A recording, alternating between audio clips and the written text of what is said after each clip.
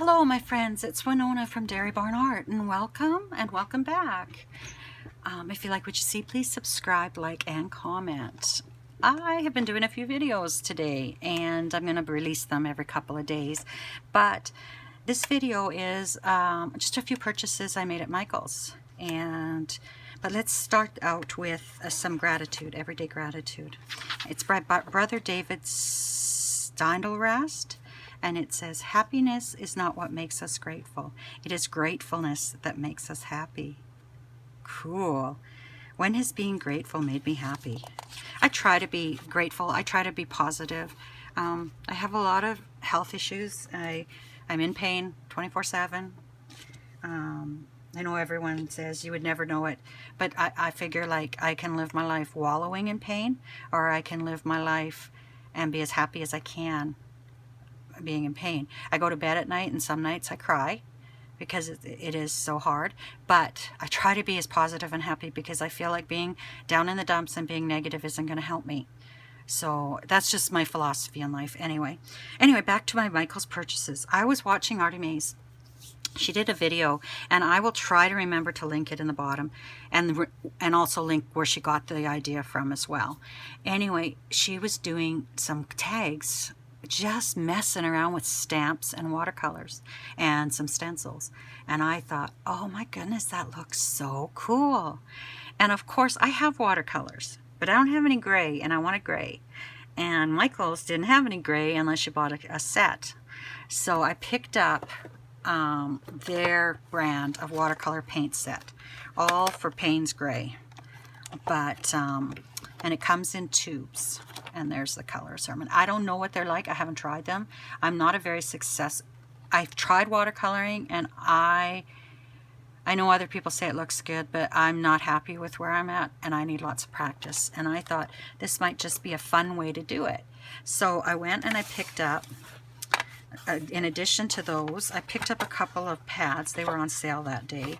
And what she did, oh, this one's dented. She just masked off areas for the tags. So that's what I will do soon. And did that. And then I'm kind of all over the place. I'm sorry.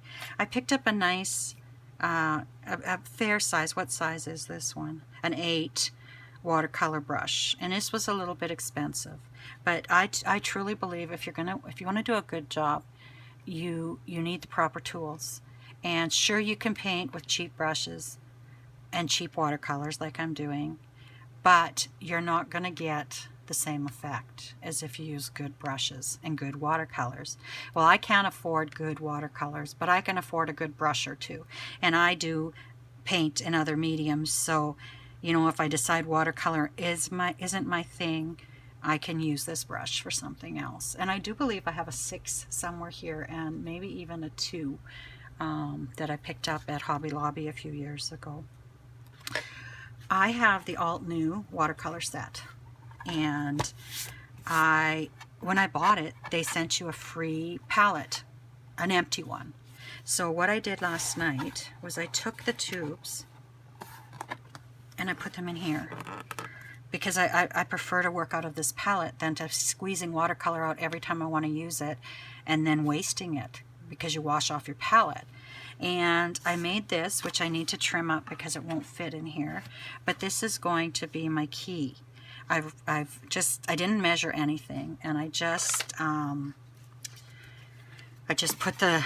wrote down the names. It's not that neat. It's not for a presentation to anyone. This will just be for me to get an idea of what these colors look like when they're, you know, when you first put them down full strength versus when you add a bit of water to them. And I want this to sit inside here, so I need to trim it down a bit.